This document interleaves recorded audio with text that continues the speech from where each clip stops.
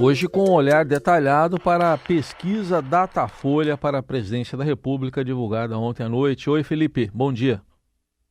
Salve, salve, Ryzen, Carol, equipe da Eldorado FM, melhores ouvintes, sempre um prazer falar com vocês, sextou bonito. Isso aí. Bom, vamos detalhar essa pesquisa que mostra uma estabilidade do ex-presidente Lula com 47% e um avanço de 3 pontos de Jair Bolsonaro indo para 32, mas com uma forte rejeição ainda ao presidente atual, né, Felipe?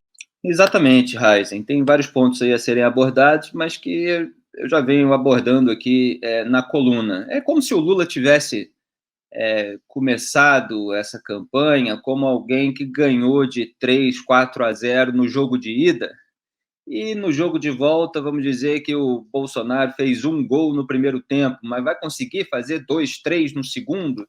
Essa é a questão que se coloca, porque a recuperação dele é lenta, ainda existe aí um caminho a ser traçado, uma expectativa muito grande em relação ao efeito do pagamento do Auxílio Brasil de R$ 600, houve um aumento de 400 para 600, mas esse efeito ainda não foi sentido. Os pagamentos do final do mês de agosto, depois vem do final do mês de setembro, quando a gente vai ter uma noção melhor, né, daqui a um mês, se isso realmente vai pesar para o Bolsonaro conquistar alguns pontinhos a mais ou não. A gente sabe que o Lula tem um recall, o PT ficou 4 governos no poder, ele uniu ali vários programas no Bolsa Família, sempre relembro o que ele não lembra mais, que foi por ideia do Marconi Perillo, do PSDB, e ele sempre teve um discurso para essa população de baixa renda. Não quer dizer que aquilo é uma realidade completa. Muitas vezes eu aponto aqui a hipocrisia, já que ele se uniu aos empresários mais ricos do Brasil e à ala podre do empresariado que estava lá corrompendo agentes públicos na Petrobras. Mas ele tem aquele alicerce moral do cuidado, explora isso com a população de baixa renda. E o Bolsonaro não tem exatamente um discurso para essa população de baixa renda. Ele tem o discurso evangélico, principalmente. Um discurso cristão, mas no segmento católico, o Lula ainda ganha do Bolsonaro. O Bolsonaro ganha no evangélico, para o qual o Lula, aí sim, não tem discurso. Ele não tem um discurso específico para esse segmento do eleitorado e está sentindo com isso, porque o Bolsonaro já teve aí uma recuperação de 6 pontos no segmento evangélico, que é um terço do eleitorado. Então, a gente vai precisar analisar aí nas próximas pesquisas qual o movimento. Eu tenho dito também que o Lula foi muito pouco vidraça durante todo esse período de governo de Jair Bolsonaro. É natural que quem tem mais poder de fogo no momento, quem tem mais poder político, no sentido executivo, seja maior alvo, porque está com a responsabilidade, com a caneta na mão, de ditar aqueles rumos do país com as suas propostas, sendo aprovadas ou não no Congresso Nacional, etc. Então, agora que a campanha oficial começou, vai começar o horário eleitoral gratuito, que vai entrar no lar dos brasileiros, pela TV, pelo rádio, o Bolsonaro e até, eventualmente, parte da campanha do Ciro Gomes, parte da campanha da Simone Tebet, poderão relembrar, Bolsonaro certamente, mas poderão relembrar os escândalos de corrupção do governo do PT e outros pontos negativos que, obviamente, a campanha petista está coberta. Então, a gente vai precisar ver se o Lula vai conseguir manter a resistência que ele tem mantido em diversos segmentos do eleitorado. Por exemplo, no Nordeste, ele tem ali uma liderança fácil de 33 pontos percentuais, no Sudeste de 12 pontos, entre as mulheres 18 pontos. Então o Lula vence aí em vários segmentos chave para decidir essa disputa. O que o Bolsonaro conseguiu recuperar foi parte do eleitorado que votou nele em 2018 e que tem aquela faixa de renda, né, de quem recebe de 2 a 5 salários mínimos por mês. Então, você tem essa fatia aí que o Bolsonaro está conseguindo recuperar. O Lula também falha um pouco no discurso em relação a essa turma, que não é exatamente beneficiária do Auxílio Brasil, e que quando há uma ligeira melhora no mercado de trabalho, quando há uma ligeira queda no preço dos combustíveis, mesmo que por fatores internacionais também, além do corte do ICMS, você tem aí a queda do preço do barril do petróleo, etc. Então, esse segmento acaba diminuindo a rejeição ao Bolsonaro. E isso casado com a lembrança do que o Lula representa, e evidentemente de acordo com a abordagem da campanha bolsonarista, pode render mais alguns pontos do Bolsonaro. A questão é que ele tem um teto entre os beneficiários do Auxílio Brasil, e a gente vai precisar ver exatamente quantos desses pontos ele vai conseguir ganhar, quer dizer, quantos gols ele é capaz de fazer no segundo tempo, mesmo estando em desvantagem. E aí se volta também a atenção para o eleitorado do Ciro Gomes, que se mantém ali nas pesquisas entre 6 e 8 pontos, é um eleitorado que rejeita o Bolsonaro e o Lula, mas que aparentemente rejeita mais o Bolsonaro do que o Lula. Então há uma pressão muito grande da campanha lulista pelo voto útil no Lula no primeiro turno, para que ele já leve a disputa sem a necessidade de segundo turno.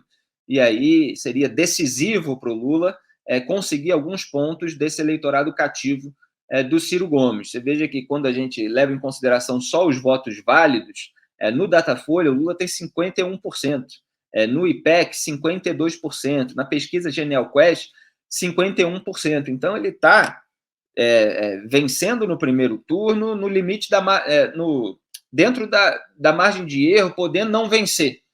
É uma situação muito desconfortável para o Jair Bolsonaro. Embora cada campanha possa explorar aí determinados aspectos, recortes dessas pesquisas, embora os bolsonaristas dizem não acreditar em pesquisas, etc., dizendo que o Bolsonaro está se recuperando, mas o alerta vermelho está aceso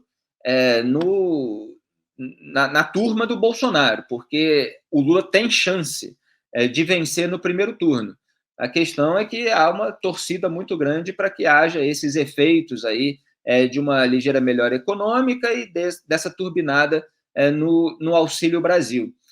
O Lula, como eu venho mostrando aqui, não reage muito bem a essa tentativa do Bolsonaro de trazer a campanha para o universo simbólico, essa tentativa de colocar ali o discurso cristão, principalmente evangélico, no centro da disputa.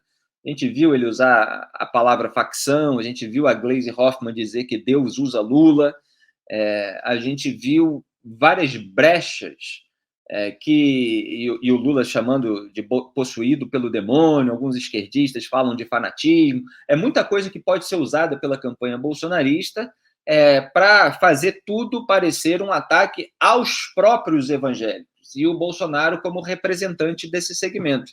A questão é sempre a medida, o quanto em cada segmento pode haver de variação em relação a esse cenário que a gente tem agora. Então, assim, esse é um resumo aí da pesquisa do Datafolha, e vamos continuar acompanhando, Raiz. Dados importantes aí que você foi pontuando, foi recortando aí. Agora, o Ciro está ali resistindo, né? Dizendo que ele não é nenhuma coisa nem outra e criticando os dois lados. Mas até que ponto o eleitorado do Ciro você acha que pode mudar, Felipe, mesmo ele não mudando? Eu acho que vai depender muito, Heisen, da qualidade da mensagem disparada no horário eleitoral gratuito. Acho que o Ciro tem uma esperança de conseguir emplacar pelo menos alguma mensagem que possa lhe render 1, 2, 3 pontos aí nessas próximas semanas. Ele tem o marqueteiro João Santana, que teve toda uma competência quando era marqueteiro dos petistas, mas que obviamente jogava numa condição muito mais favorável. O PT já estava no poder, tinha a máquina pública, tinha aí a instrumentalização do Estado, podia turbinar também programas de transferência de renda, você tinha ali um PSDB muito morno, muito frouxo, diversas vezes, como eu apontei na época, em relação à oposição. A retórica bolsonarista é mais incisiva, mesmo que muitas vezes falsa, hipócrita. Então, é uma situação diferente para o João Santana comandar uma campanha de alguém que não foi presidente da República, nem é. Então, a gente tem uma polarização eleitoral nesse momento, embora haja pontos em comum entre eles, entre um ex-presidente e um presidente da República. Ciro Gomes corre por fora, o recall dele é menor, como ele disse, mesmo numa sabatina em emissora de TV, ele pode entrar num bar, ele pode viajar em avião de carreira, que ele nem sequer é reconhecido por muita gente. Claro que ele é abordado, você tem ali algumas reações, mas não é exatamente como Lula e como Jair Bolsonaro. Então, ele também pode se tornar mais conhecido com o horário eleitoral e, se encaixar essas mensagens, ele pode, pelo menos, reter esse segmento do eleitorado que tem, e isso é um ativo que ele, obviamente, vai poder usar aí no futuro para alguma coisa. Ele já disse, já deu a entender que não apoia nenhum dos lados no segundo turno, etc., mas a gente sabe que na política tudo isso muitas vezes é passível de negociação.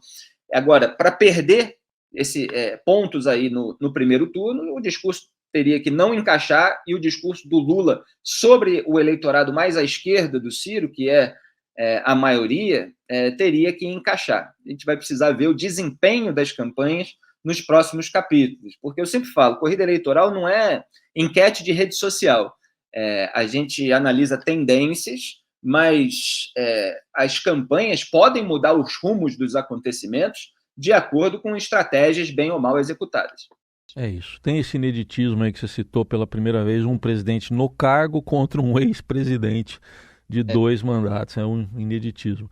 Ô, Felipe, você citou rede social, vamos fechar falando desse assunto que bombou, né, no Twitter ontem, Tchutchuca do Centrão, que foi um termo pelo qual o youtuber Wilker Santana se referiu ao presidente Jair Bolsonaro. Na cara dele, deu um entreveiro ali entre os dois, né? Segura no braço, larga daqui, larga dali.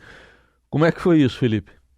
Pois é, os bolsonaristas eles ficam indignados que a gente mostra o Jair Bolsonaro tentando tomar o celular do youtuber, que é uma cena grotesca, independentemente do que possa ter acontecido depois. O presidente da República não pode avançar fisicamente sobre um cidadão que o confronta verbalmente, furando o cercadinho ao qual ele se mantém apegado, sem comparecer a sabatina, sem comparecer a debate, sem ser entrevistado por jornalistas mais incisivos, com medo de ser confrontado em razão do telhado de vidro que tem. E aí chega alguém ali, é claro que num tom incisivo, num tom mais duro, até porque foi derrubado, né? Tem os vídeos aí que precisam ser vistos de maneira completa, sim, mas o sujeito também ficou irritado ali de estar questionando o presidente e alguém puxá-lo e ele cair. E aí ele fala de tchutchuca do Centrão. O Bolsonaro, de fato, fez um pacto com o Centrão. O Bolsonaro disse que não era do Centrão, disse que combatia tudo isso.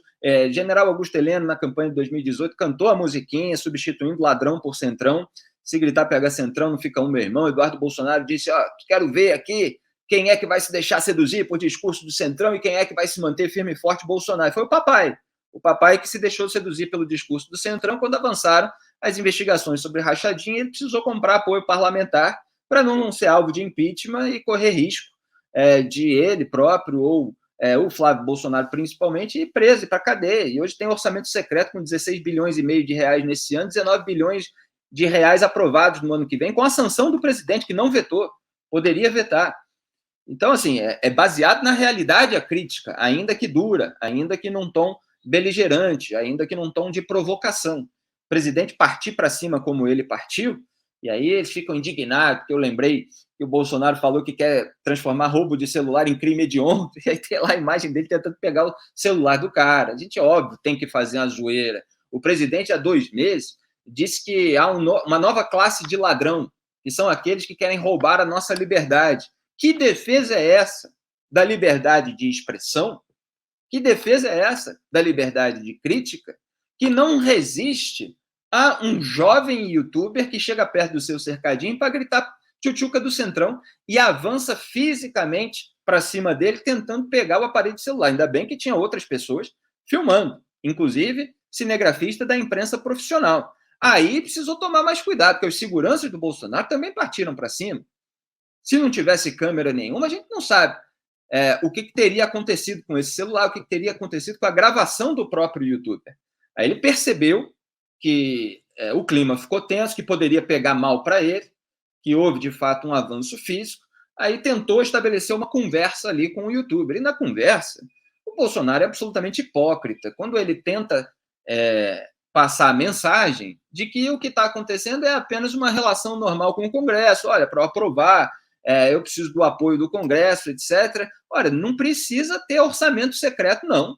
Aliás, não existia, foi criado durante o governo do Jair Bolsonaro, sob o comando do Arthur Lira, eleito presidente da Câmara com o apoio do Jair Bolsonaro, condenado por improbidade, que patrocinou a mudança na lei de improbidade, da qual pode ser beneficiado, porque foi aprovada ontem no Supremo Tribunal Federal. A imprensa está fazendo um pouquinho de confusão em alguns casos, mas a decisão beneficia gente que já está condenada por improbidade, mas cujo processo ainda não acabou, como é o caso do Arthur Lira. Então, só não pode retroagir para aqueles que já têm trânsito em julgado, ou seja, que já fizeram todos os recursos possíveis, etc. Mas como a justiça é muito lenta no Brasil, os processos dessa geração de políticos aí, muitos estão em aberto. José Arruda pode ser beneficiado, Antônio Garotinho pode ser beneficiado, o próprio Jair Bolsonaro, no caso da Val do Açaí. Então, eles usam a alteração da lei para beneficiar eles próprios. Então, não dá para ter essa conversinha de que não, eu preciso do apoio do Congresso, isso é comum em todos os governos. Ora, o que está acontecendo é muito mais grave. É a sabotagem do combate à corrupção e à improbidade, é a compra de apoio parlamentar com uma fatia bilionária de orçamento. Então, tudo isso precisa ser devidamente colocado. Agora, foi uma cena completamente estúpida que mostra uma degradação institucional e moral na República Brasileira. Aí está, Felipe Moura Brasil, conosco mais uma semana. Já já a coluna estará no site radioeldorado.com.br e também nas plataformas digitais de áudio. Só eu lembrei agora, você falou aí dessa cena, eu lembrei a semana de José Sarney, porque ele apareceu lá na cerimônia de posse do Alexandre de Moraes no TSE. Por mais críticas que se possa ter a ele, uma coisa que ele dizia é que o presidente da República precisa ter a liturgia do cargo, né? A liturgia ontem foi meio estranha. Exatamente. Não basta ter a liturgia e ser um dos líderes do sistema também, atuando nas sombras da República com toda aquela sujeira. O que acontece no caso do Bolsonaro é que ele associa as duas coisas, né? Ele não tem a compostura e ele fortalece por dentro o sistema que ele finge atacar por fora.